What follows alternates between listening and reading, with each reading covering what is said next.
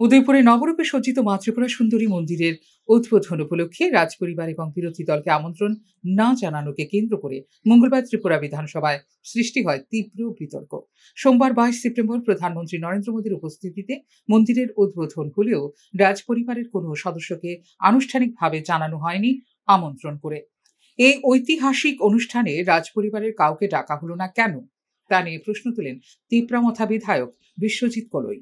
রাজ্য সরকার মুখ্যমন্ত্রী মানিক সাহার নির্দেশে অতিথি তালিকায় রাজপরিবারের সদস্য সহ বিশিষ্ট ব্যক্তিদের নাম রেখেছিল।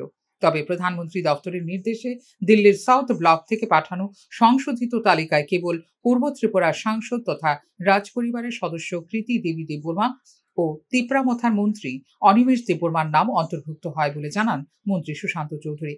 রাজপরিবারের প্রতিনিধিত্ব নিশ্চিত করতে রাজ্য সরকার সর্বোচ্চ চেষ্টা করেছে, এখানে অবহেলার প্রশ্নই ওঠে না বলেও জানিয়েছেন তিনি। Sentiment S a public representative আমরা কিছু জানতে চাই, তো ওইখানে কেন মহারাজা প্রদীপ মানিক্য বাহাদুরকে কেন আমন্ত্রণ দেওয়া হয়? তো কাইন্ডলি প্লিজ এটা একটু জানতে চাই। ঠিক আছে মাননীয় মন্ত্রী, মাননীয় স্পিকার ইনচার্জ মহোদয়, যদিও এই মাতা ত্রিপুরা সুন্দরী মন্দির ট্যুরিজম দপ্তরের অধীন, কিন্তু আমরা একটা টিমওয়ার্ক আমরা পরিলক্ষিত করেছি এই উদ্বোধনকে কেন্দ্র করে। এবং এখানে আমাদের প্রাইম মিনিস্টার অফিস থেকে পাঠানো যে লিস্ট অফ ডিগনিটারিজ যারা বিভিন্ন ফেজ ওয়াইজ বিভিন্ন জায়গায় থাকবে তাদের নামও আছে, এবং সেখানে রাজ পরিবারের সদস্য এবং আমাদের পূর্ব আসনের মেম্বার অফ পার্লামেন্ট শ্রীমতী কৃতি দেবী সিং নামও রাখা হয়েছে। অনারেবল মিনিস্টার অনিমেষ দেববর্মা উনি আমাদের সঙ্গে লাইন আপে ছিলেন রিসেপশন কমিটি মাতাবাড়ি মন্দিরে। তার বাইরে এখানে পাঠানলাল এবং আমাদের গুমতি জেলার যারা বিভিন্ন এমএলএরা রয়েছেন তাদের নামও বিভিন্ন লাইন আপে আমরা রেখেছি।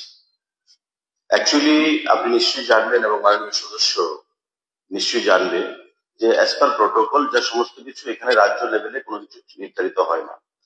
প্রপোজাল আমরা পাঠাতে পারি, মাননীয় মুখ্যমন্ত্রীও সেটা জানেন, যে পিএমও থেকে সমস্ত লিস্ট আমাদের কাছে পাঠানো হয়, এগুলোকে এপ্রুভ করে, এবং লাস্ট মোমেন্ট মুখ্যমন্ত্রীর হস্তক্ষেপে এখানে আমাদের গুমতি জেলার যারা বিধায়ক পাঠানলাল থেকে শুরু করে তাদের নাম সেখানে রাখা হয়েছে। কৃতি দেবী সিং আসতে পারেননি, মোস্ট প্রবাবলি উনি একটা অ্যাক্সিডেন্টে হয়েছে, না উনি ট্রিটমেন্টে রয়েছে, কিন্তু আমাদের শরিক দল তিপ্রামথার মাননীয় সদস্য মাননীয় মন্ত্রী আমাদের সঙ্গে নিজেই ছিলেন এবং অন্যান্য সদস্যরাও সেখানে ছিলেন।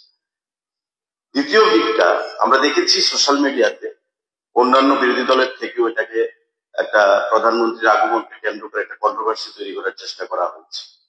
দেখুন, প্রধানমন্ত্রী সকলে, বিরোধী বিধায়কদের কেন বাদ দেওয়া হলো? এই মন্দির কি কেবল শাসক দলের জন্য? তা নিয়ে প্রশ্ন তুলেন কংগ্রেস বিধায়ক বিজিত সিনহা। যদি প্রধানমন্ত্রীর জনসভা থাকতো তবে অবশ্যই রাজপরিবারের সদস্য থেকে শুরু করে বিরোধী সকলকে আমন্ত্রণ জানানো হতো বলে বিতর্কে জল ঢেলে দেন মুখ্যমন্ত্রী। এটা নিয়ে আমার মনে হয় এত ডিটেলসে যাওয়াটা কতটুকু সমীচীন তাই। আমি যতটুকু আমি জানি একদম 1 to 1 কথা বললাম, যেটা সত্যি কথা এটা বললাম। আমরা শেয়ার করে নিই যে কোথায় যাতে বলেছিল আমাকে।